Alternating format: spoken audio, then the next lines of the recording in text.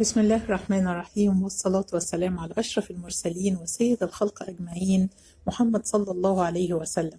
أهلا بيكم فيديو جديد على قناتكم سهل وبسيط. وتعالوا النهاردة نعمل أجمل وأسهل طبق فول، وهنلاقي برضو المكونات بتاعته موجودة عندنا في التلاجة وفي درج المطبخ. والفول المدشوش دوت من أخف أنواع الفول، وانتي بتاكلي طبق الفول اللي هو المدشوش ده بالطريقة دي هتحسي ان انت ما اكلتيش فول اساسا، لانه طعمه جميل جدا وخفيف جدا جدا على المعده، ومناسب جدا جدا للناس اللي بتعاني من اكل البقول وبتتعب منها. انما الفول بالطريقه دي وطبق الفول ده مالوش اي اثار جانبيه ابدا ابدا، وعن تجربه. وجربيه، سواء هتفطري بيه في الايام اللي احنا بنصومها الايام دي، او هتتسحري بيه، ممتاز جميل جدا جدا. اعملي جنبه بقى اللي انت عايزاه. احنا هنعمل بطاطس محمره، وما ننساش كوبايه الشاي لو حابينها ويكون عليها كده عود نعناع، والعيش بالطريقه دي جميل جدا.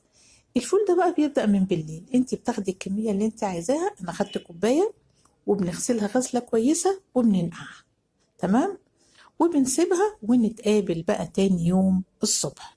عمليه نقع البقول من الحاجات المهمه جدا جدا، وبتشيل منها اضرار كتيره قوي قوي قوي.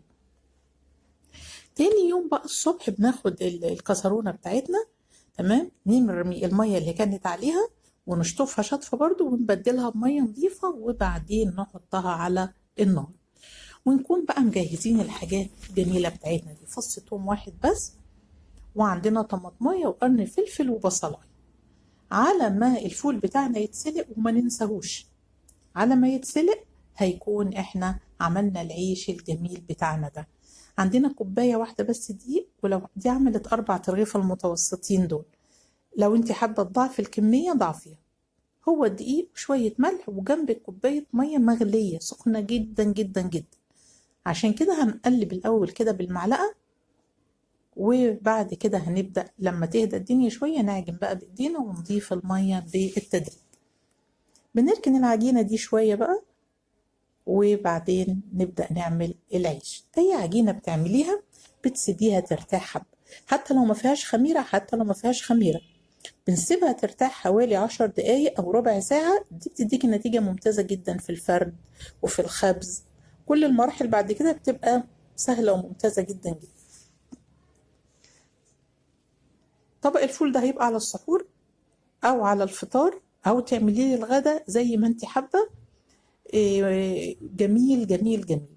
كل عام وانتم طيبين، وما تنسوش الدعاء في شهر رجب. رجب معناها في اللغة عظم، وشهر رجب معروف من قبل الإسلام كمان، لدرجة إن كان المظلوم كان يؤجل الدعاء على الظالم حتى يأتي شهر رجب، لأنه عنده يقين إن هذا الشهر له مكانة عظيمة، وإن بيتقبل فيه الدعاء. فربنا يتقبل صيامنا ويتقبل صلاتنا ويتقبل دعائنا، وندعي بالخير لبعض بظاهر الغيب، لأن دي من أسباب تقبل الدعوة. ربنا يبارك لنا في رجب، ويبارك لنا في شعبان، ويبلغنا رمضان جميعا بإذن الله بعفو وعافية. الفول كده اتسلق تمام كده، وبنسلقه وهو محافظ على شكله، يعني ما تنسوهوش لحد ما يتهري، لا. هقولك الحباية بس النص الفولية بتفشر كده، لكن بتبقى محتفظة بشكلها، ده مهم جدا، لان شكله في الطبق وهو مش مهروس جميل برضو قوي، وبرضو مستوي وممتاز. بتحطي بقى معلقة سمنة كبيرة كده، وبيبقى جنبك بقى الحاجات خرطناها بتاعتنا: طماطم وفلفل وفص ثوم والبصلات، وجنبك التوابل بتاعتك بقى اللي انت عايزاه. بننزل بقى الخضار ده كده بالتدريج، البصل الاول وبعدين وراه الفلفل، ما بنحمرهوش، يعني احنا بنديله تشويحة كده، واقصى حاجة بيوصل لها اللون الذهبي الفاتح قوي. ده بيخلي طبق الفول مش حامي، بيخلي طبق الفول كده طعم ومسكر كده وجميل، وفي نفس الوقت خفيف قوي.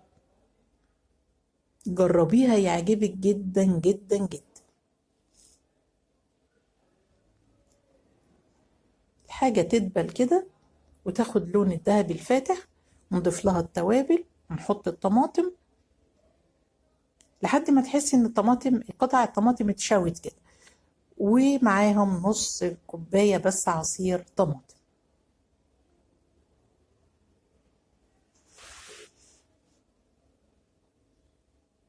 على فكرة الأكلة دي لو زودتي الصلصة شوية بتاعتها وعملتي جنبها طبق رز بتبقى ممتازة جدا وجميلة جدا جدا برضو.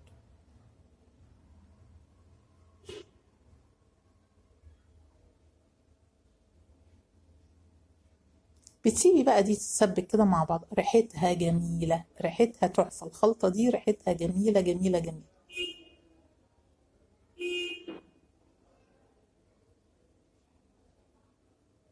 خلاص كده شكشكت كده وبقت، حسيتي ان قطع الطماطم كده استوت.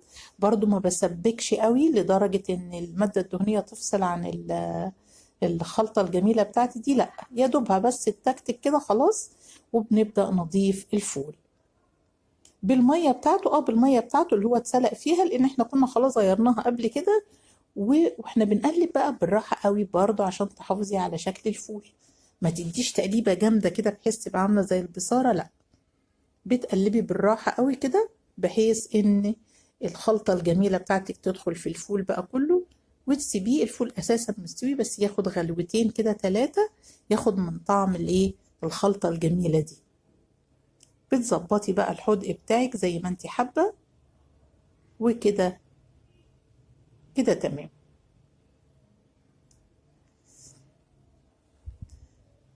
نبدأ بقى نجيب العجينة بتاعتنا، طريت جدا جدا. بنقسمها بقى، دي كوباية دقيق واحدة هنعمل منها 4 ترغيف. حابة تعمليهم 2 كبار وماله، حابة تعمليهم 3 متوسطين أكبر شوية وماله، زي ما انت حابة وزي ما انت عايزة. لو حابة بقى تضاعفي الكمية بتحطي كوبايتين دقيق.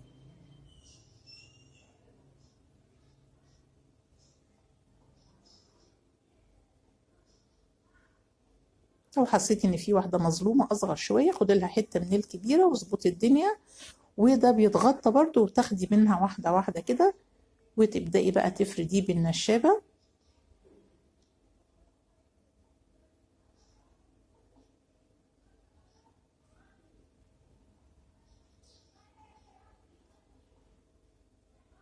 وبرضو اللي تفرديه تغطيه، يعني أنا حطاه بين طبقات الفوطة كده، ده السمك بتاعه. وبتبدأي بقى تحطيه برضو بين الطبقات كده بتاعت الفوطة، وتحافظي كده عليه. ناخده بقى نسحبه كده ونبدأ ان ايه، نحط الطاسة على النار. الطاسة سخنة جدا والنار متوسطة، وهنبدأ بقى نخبزه. وبرضو اللي بيطلع بعد ما تخبزيه ما تسيبهوش لانه بينشف بسرعة جدا. في نفس الفوطة برضو ابدأي حطيه فوق بعضه كده، هتيجي بقى تاكلي منه تلاقيه طري وجميل جدا. عايزة تدهنيه أول ما يخرج بقطعة زبدة كده برضو بتديله طعم روعة قوي، بيبقى جميل جدا جدا. عايزة تسيبيه زي ما هو كده بتسيبيه زي ما هو برضو طعمه جميل وممتاز. لما بتضغطي على ناحية كده بتلاقيه قب وجميل قوي قوي قوي. ولو أنا كنت صبرت كمان شوية كان كل العيش قب وبقى أجمل من كده كمان.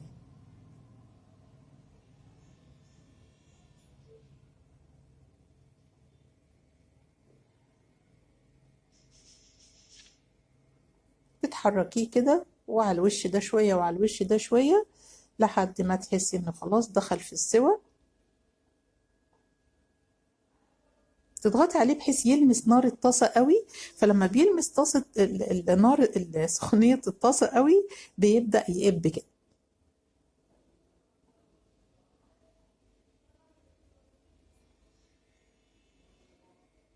كده خلاص تمام.